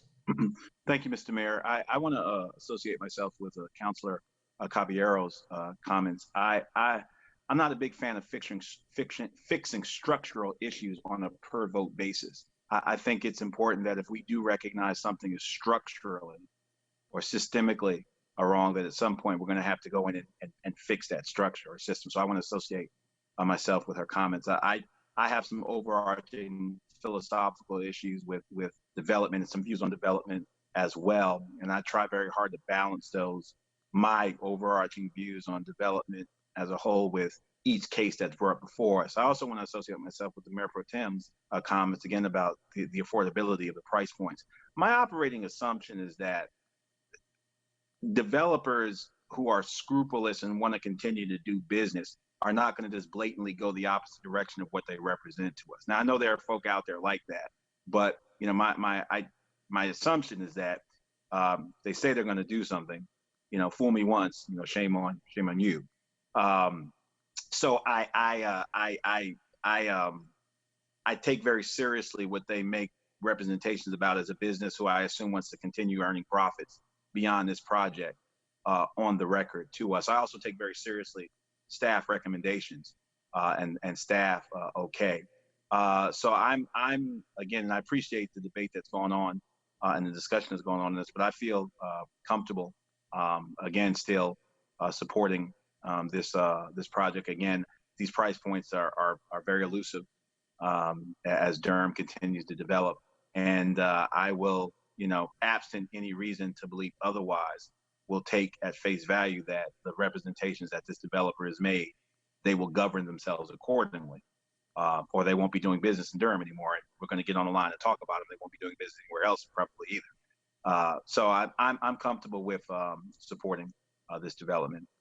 this proposed development as presented today. So thank you, Mr. Mayor. Thank you, Council Member. Council Member Reese. Thank you, Mr. Mayor. I appreciate you giving me the opportunity. I forgot to mention one thing, and everyone else has mentioned it. So let me just talk about the pricing issue for a moment. As the owner has said, there is no developer here. When a developer makes a representation about what they intend to sell the units at, that's something I take stock in, because as Councilmember Middleton said, these folks are going to have to come back before us again. They understand that we expect people to abide by what they say in these meetings. But this owner has no way to know what a future builder developer will charge for these homes. No way. They have done a market analysis of what they think the market is in that area, but this is not a commitment. And this is not a developer saying, we're going to build these houses and sell them for X. When that happens, I listen to that. That's not what this is. I just want to make sure everybody understands that. Thank you, Mr. Mayor. Thank you, Council Member. All right, anybody else? Councilmember Freeman. Just a note to clarify, I acknowledge with Councilmember Middleton's comment. I just want to be clear, I was not implying that because there is no developer, we're not talking about the developer, the property owner is not inclined to try to deceive us. I was just trying to say exactly what Councilmember Reese mentioned, in that there is no way to guarantee that, that's all. Thank you. Well, colleagues, I have a few questions to make. A few comments to make, and I'm also, this is close. This is a close call. I'm going to support this, but I do want to talk about it a little bit. I think that the Councilmember Reese makes a great point, and which a couple of planning commissioners made as well, about the fact that we don't have a developer, and that is definitely a problem. And that's what makes this hard for me. If the developer was here and had made these commitments, this would be, post planning commission, this would be very clear. That not being the case, it is a close call. I am given a lot more confidence, honestly, by the fact that Mr. Sivers and Horvath is involved here, because you all have, and Councilmember Middleton made this point. You all are here. You're well respected. We've all dealt with you. You have proved yourself trustworthy, and I am absolutely sure that if you came back with $380,000 houses on this plot, you would not be welcome here again with that same level of trust. So I believe that I feel confident that we can trust that, and if we can't, then that will be a future problem for this developer, for this representative. But I still get what Councilmember Reese is saying. It's very important, and it's trouble. And Councilmember Caballero mentioned it as well, and I understand why this is troubling to all of us. On the other hand, I do think this is it is an elusive price point. Well put by Councilmember Middleton. I agree with Mayor Pro Tem. This is also, if I have to pick an extremely high priority for me, that this is it. There is density here, and we want density here. We're about to have a high school here. The other thing that density creates eventually is transit. And this is one of the things I want to say to my colleagues who voted against the development last time out 98, the Del Webb community.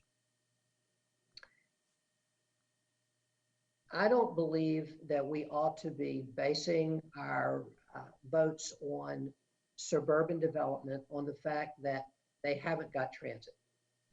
I think that we need to be getting transit to suburban development. And 98, for example, is a key corridor. And I think that that's our job. The other thing I think is that it'll take time. I'm not pretending it's going to happen immediately. But the other thing is that, again, I want to say the thing that's going to eventually create the demand for transit, for mass transit in our community, is density. And when we have density in key corridors, they're going to become eventually the same kind of transit emphasis corridors that we're getting halfway out 98 now, or a third of the way out 98 now. And so that's I really, I want to ask folks to be thinking about that as we move forward with other developments. In terms of the flooding, I am appreciative of the proffer, but even more appreciative of what our staff has said that we will potentially be requiring at site plan. I have a lot of faith in our staff to do this. You know, we cast a difficult vote to raise our stormwater rates, and this is the kind of work that does, and that's important.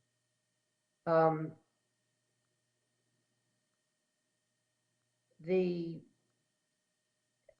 residents, a couple of the residents, and you know, Ms. Reddick and others have raised an issue that I very much understand, which is that they've been used to living in a place where there wasn't a development behind them. And maybe we're not told by the people who built their houses that there would ever be a development there, but that's the city we live in. The same way that the folks in the adjoining neighborhoods had a development built where they could build their houses and live the kind of life they want. There are thousands of people moving into Durham every year, and they deserve that same opportunity. And this land is, I think, a good place for that.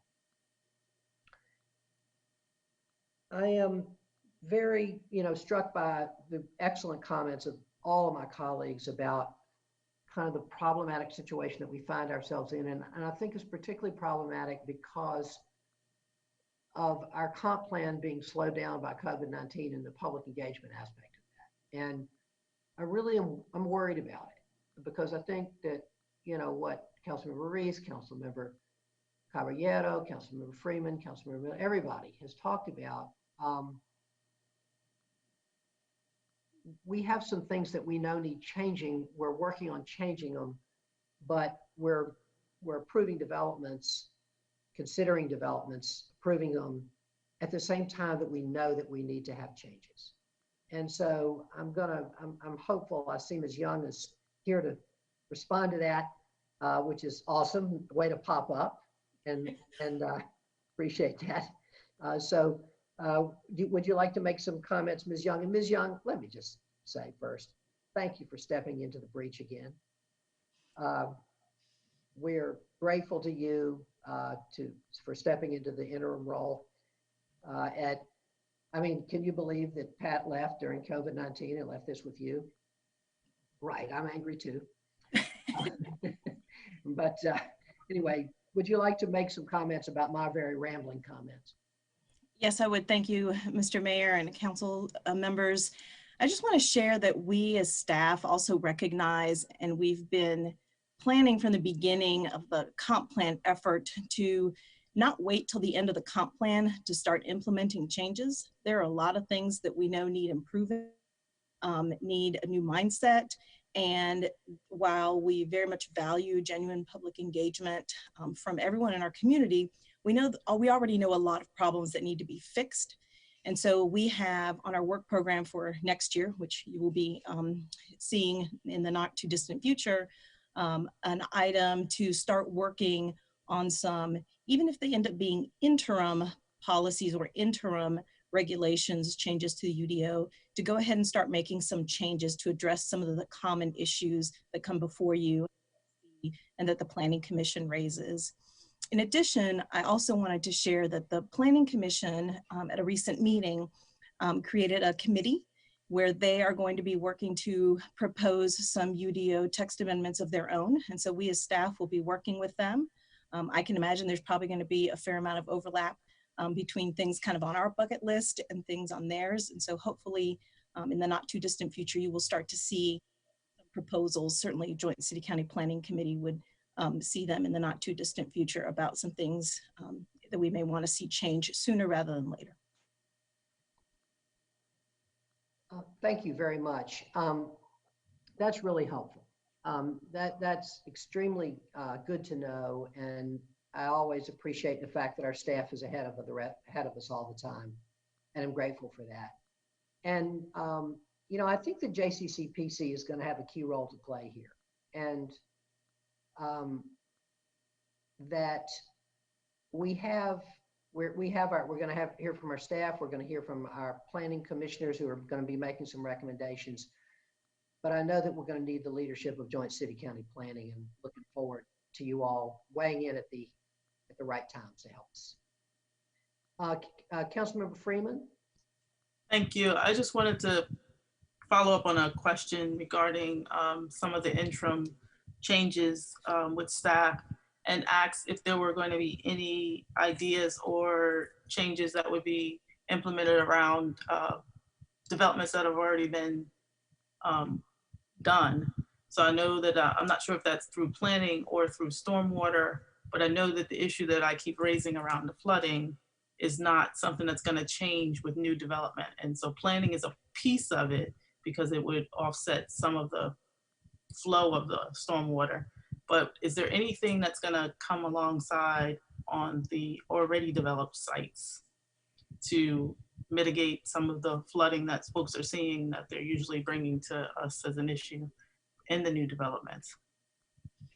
Councilmember Freeman, that is a really good question. I will tell you that in the planning department, we have had discussions about the fact that we can't retroactively apply regulations to already developed sites, and that a proactive approach with our partners in public works in terms of trying to remediate or change stormwater flows would be required. So while we envision that that's something that will come out of the comp plan, because that is a bigger effort, I can't say for certain whether that's something we will be able to definitively tackle in an interim measure, but that is something that is on our radar to address.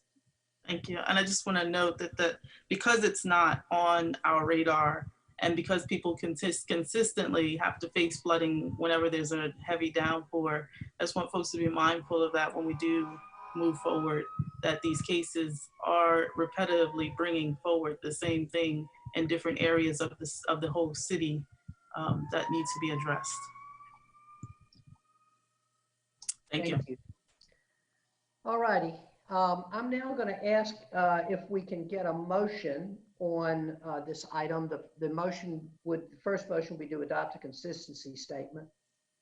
Move to adopt consistency statement. Second. Been moved by Councilmember Middleton, seconded by Councilmember Caballero, that we adopt the consistency statement. Madam Clerk, will you please call the roll? Mayor Schul. Aye. Mayor Pro Tem Johnson. Aye. Councilmember Caballero. Aye. Councilmember Freeman. Nay. Councilmember Middleton. I vote aye. Councilmember Reese. No. Thank you, Madam Clerk. The ayes have it. The motion carries 4-2. The second motion will be to adopt an ordinance amending the UDO. Move to adopt ordinance. Second. Moved by Councilmember Middleton, seconded by Councilmember Caballero, that we adopt the ordinance amending the UDO. Madam Clerk, please call the roll. Mayor Schul. Aye. Mayor Pro Tem Johnson. Aye. Councilmember Caballero. Aye. Councilmember Freeman. Nay. Councilmember Middleton. I vote aye. Councilmember Reese. No. Thank you, Madam Clerk. The ayes have it 4-2, and the motion passes. Thank you to the residents who came out today and made your concerns heard. We appreciate you. Thank you to Mr. Sivers and his team for being here and for making the changes you did post-planning commission. And we all look forward to that housing coming in at the price point that you told us about. Thank you. All right, we'll now move on to the third public hearing item, the Unified Development Ordinance Text Amendment, Affordable Housing Dwelling Unit Definition, and we'll be hearing from staff.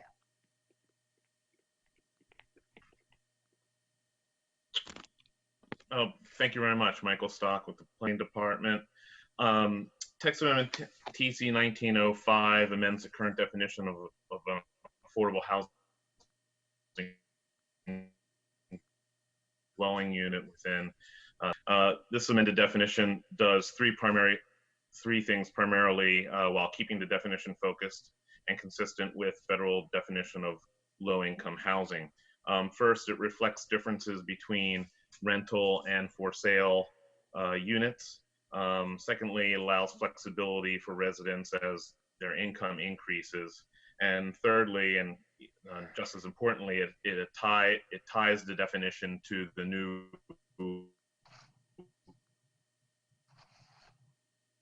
I believe that it's June 1st. Michael, will you turn your video off? Michael, will you turn your video off? You're you don't have enough bandwidth to get both. I think maybe just go to audio only. Thank you. Thank you for letting me know that. I will.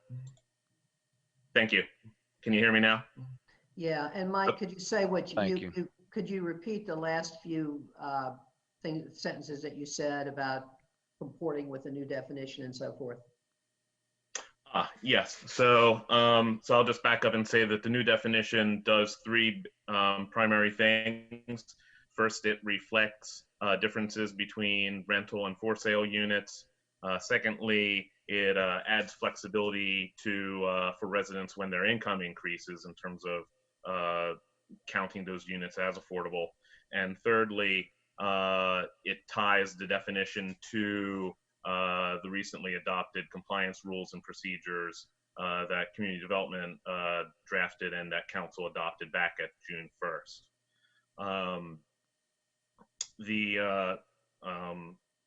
Those are the basic changes. As a reminder, there are two actions that you would need to take, that council would need to take. First would be the consistency statement, that's attachment A in your agenda packet, and second would be the ordinance itself, attachment B. Be happy to answer any questions, and Karen Lotto with Community Development is also here to answer questions. Thank you. Thank you, Mr. Stock. Colleagues, you have heard the report from staff, and I'm now going to declare this public hearing open. And first, I'm going to ask if there are any questions for staff by members of the council.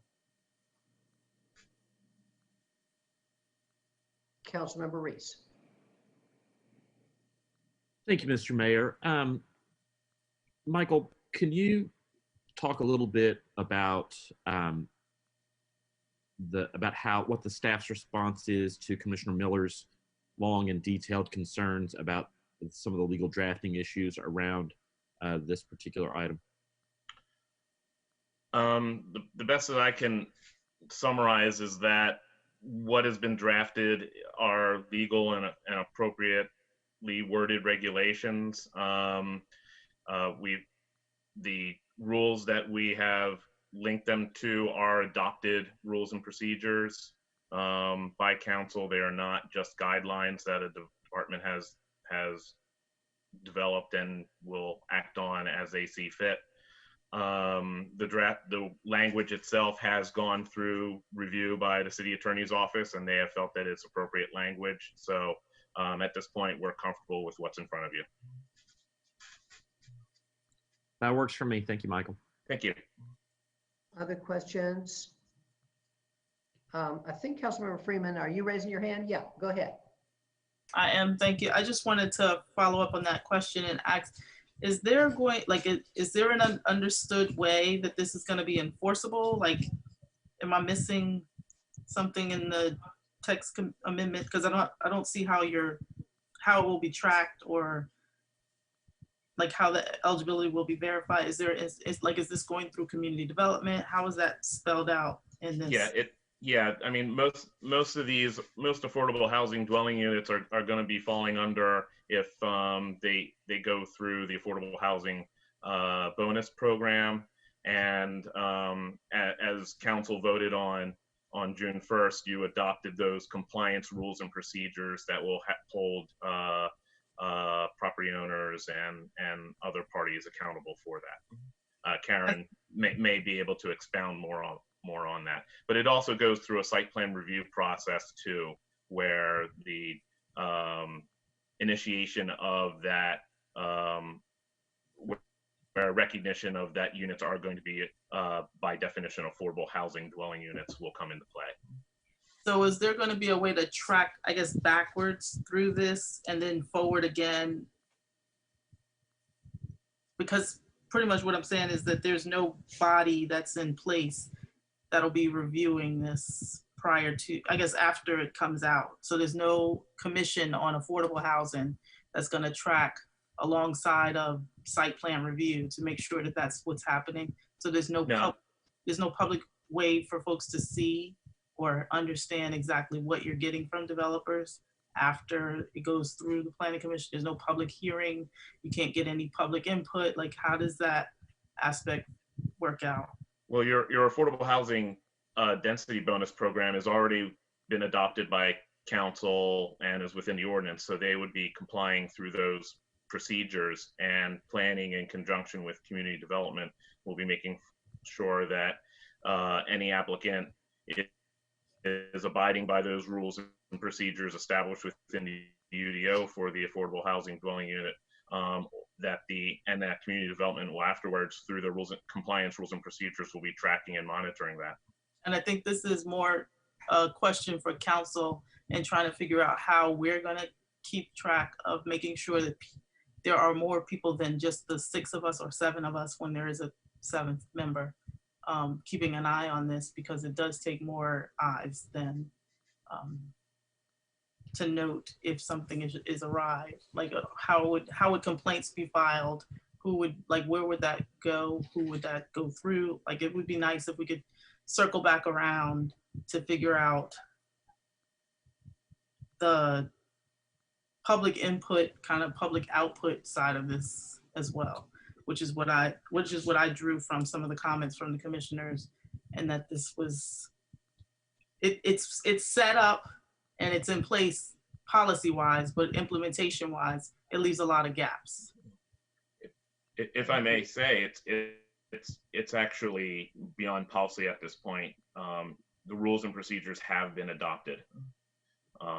So there would be, if they're in violation of maintaining affordable housing dwelling units, there are the violations that come through the rules and compliance, but also UDO violations that would come through our own compliance enforcement section. And will that be a report that comes in annually? Karen might be able to better Let's get community development on this discussion, please. Good afternoon, Karen Lotto, Community Development. So currently, the way this definition would be applied, as Mike indicated, is in the context of the affordable housing bonus. The affordable housing bonus basically requires affordable units. And in order to do that, we have to define what we as the city mean by affordable units. So the affordable housing bonus does require that the owners or the owners of the property that take advantage of the bonus and that are required to provide the affordable units provide information about compliance annually. It also authorizes the community development department to actually physically monitor annually. This is something we do in general for all of our affordable housing units, that we monitor them either by reviewing files in the office or by actually physically monitoring on site on an annual basis. So we would be incorporating these units that might be created through the bonus program into the monitoring that we do on an ongoing basis for properties that we fund that are income restricted. So how do we hear about it? If there is a violation, what is the mechanism I'm looking to, is it just when you make the report? If there is a violation to me, is somewhere other than calling you up that I can direct? I think this would be a system that we could set up between community development and council if council wanted to hear on a regular basis. At this point, we have no units that fall under the bonus. And we are, even if the folks who are talking about it take us up on it, we are 2 or 3 years away from having any units. So at this point, there would be nothing to report, but we could certainly set up a system whereby on the intervals that council would like, that community development presented an update on compliance of projects utilizing the density bonus or any other UDO incentive that might be created that cites the affordable definition. And I just say that because in addition to the density bonus, it would be nice to track back to, say, the previous case where we're getting information that says, oh, we're gonna do this, we're gonna do X, Y, Z with the property. How do you track back? And if community development is the arm that's able to put together a system, that would be very helpful. And I'm looking at my colleagues to figure out where they all stand, because I know I can't just unilaterally make a decision. But And I would just note that community development would only engage in the case where there is actually an affordable unit involved. That is our role, to be the monitoring agency of affordability in this particular situation.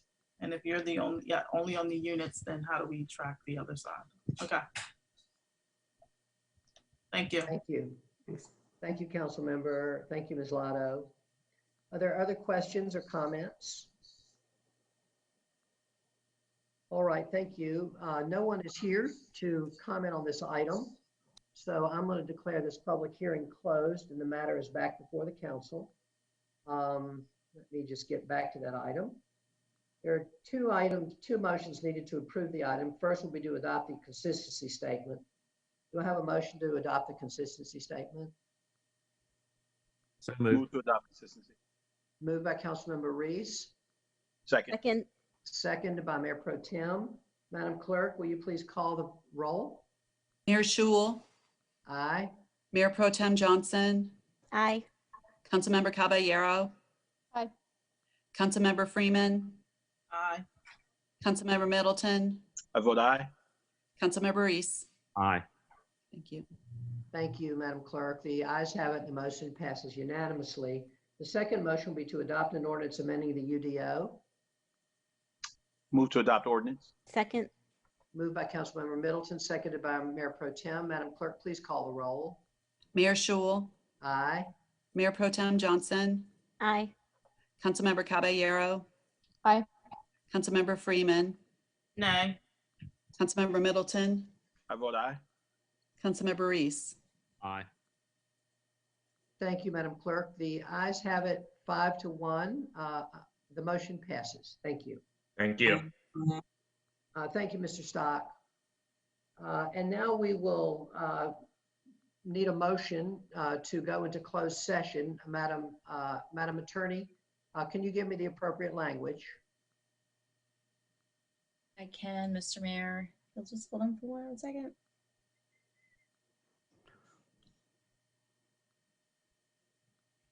Is a motion to go into closed session for attorney-client consultation pursuant to 143-318.11A3.